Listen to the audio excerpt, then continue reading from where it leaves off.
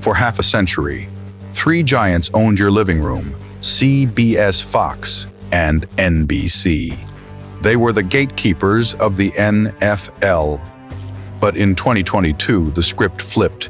A company that started by selling books dropped $1 billion just for a seat at the table. Most people looked at the price tag and thought Amazon just wanted to stream football. They were wrong. Amazon does not care about touchdowns. They do not care about TV ratings. They are using the NFL as a battering ram to break traditional television and force you into their ecosystem forever. This is not just a broadcast deal. This is a takeover.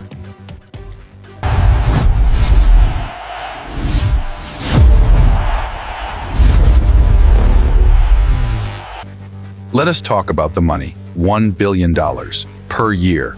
That is what Amazon is paying the NFL for Thursday night football. To the average person, that number sounds insane. It sounds like a gamble. But you have to look at the math. To understand the heist, to a company like CBS or NBC, $1 billion is a massive liability. They are television networks. Their business model is simple. They buy the rights to the game, and then they have to sell enough beer and truck commercials to make that money back. If the ratings drop, they lose money. They are on a treadmill, constantly running just to stay in the same place. But Amazon is not a TV network. They are an empire. In 2022, Amazon generated over $500 billion in revenue. That means the NFL deal cost them roughly 0.2% of their yearly income. It is pocket change. It is the equivalent of you buying a cup of coffee to secure the most valuable asset in American media. This is where the Trojan horse comes in. You see, for decades, the NFL has been the king of appointment viewing. In a world of Netflix and YouTube, where you watch whatever you want, whenever you want, live sports are the only thing left that force you to be in front of a screen at a specific time. Thursday night, 8:15 p.m. Amazon knew this. They did not buy a football game. They bought a habit by taking Thursday night football exclusively. They forced millions of Americans to open the Prime Video app once a week, every single week. And this is the genius part. Once you are in the app, you are no longer just a sports fan. You are a customer. Think about the traditional model. When you watch a game on Fox and you see a commercial for a pair of sneakers, you have to get up, go to the store, or pick up your phone and search for it. There is friction. But on Amazon, the loop is closed.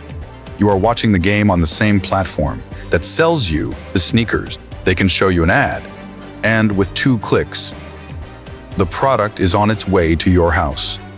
No other broadcaster in history has ever possessed that kind of power.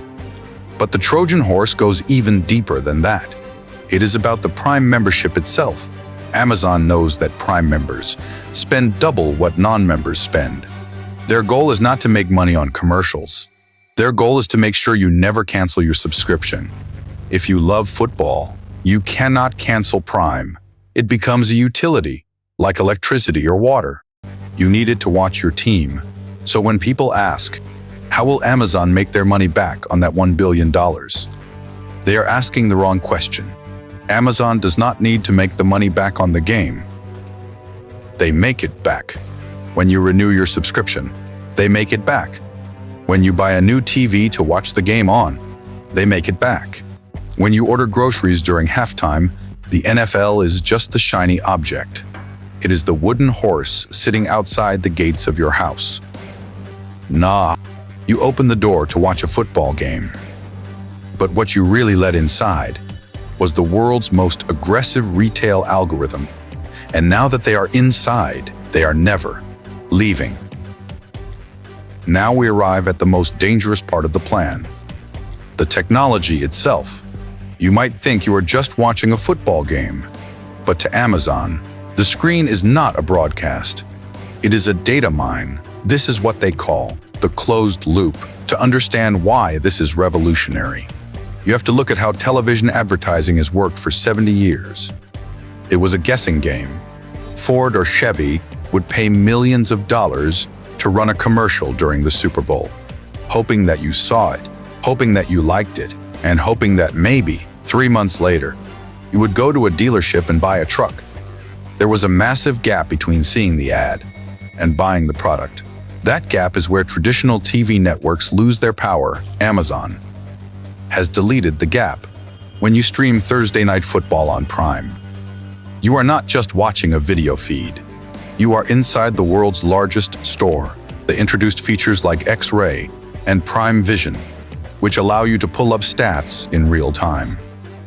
But hidden next to those stats is the ability to shop. During the very first Black Friday game in 2023, Amazon ran a test. A QR code popped up on the screen during the game, offering a discount on a specific TV. It was not just an ad, it was a checkout button. Viewers could scan it, buy it, and return to the game in seconds without ever changing the channel. This is the closed loop. Amazon owns the broadcast, they own the marketplace, and they own the delivery trucks. No one else has all three pieces of the puzzle, and then there is the data.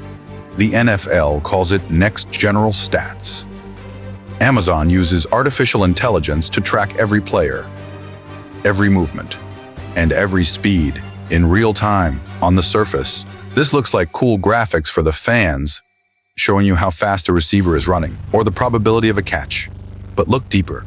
This is Amazon training a younger generation how to watch sports. Younger viewers, General Z, do not have the patience for a 3-hour broadcast full of commercials. They want interactivity. They want data. They want a second screen experience. By overlaying these analytics, Amazon is gamifying the sport. They are turning a passive TV show into an active digital experience. This is how they capture the audience that cable TV has already lost. Think about the implications for the future.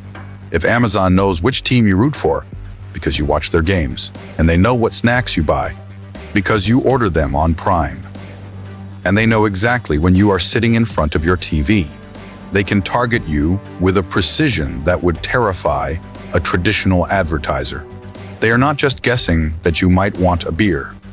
They know you ran out of beer last week, and they can offer you a case. Right at kickoff, the networks, CBS, NBC, Fox, they are fighting a war with weapons from the 20th century. They are selling eyeballs. But Amazon is selling conversion. The closed loop is not just a better way to advertise. It is the end of the traditional commercial break. Why would a company spend millions on a generic TV ad when Amazon can promise them a direct sale? This is the secret weapon. It is not the football, it is the interface.